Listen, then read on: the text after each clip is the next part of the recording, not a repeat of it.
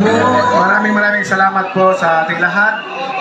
Nais kong pasalamatan ng ating Panginoon sa binigay na magandang panahon at siyempre malusog na pangangatawan sa ating butihing mayor, sa kanyang may bahay, and sa lahat ng sa ating vice mayor, sa ating mga konsyals, sa mga barangay captains, barangay officials, government officials, at nandito lahat ngayon. Magandang umaga po sa ating lahat, lalo na sa mga Bisaya, mayong buntag.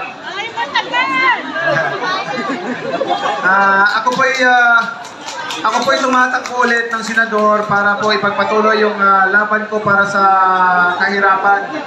Yung programa po nating pamahay, libreng pamahay at saka sustainable livelihood para sa bawat pamilya, tuloy po yun, yung programa natin.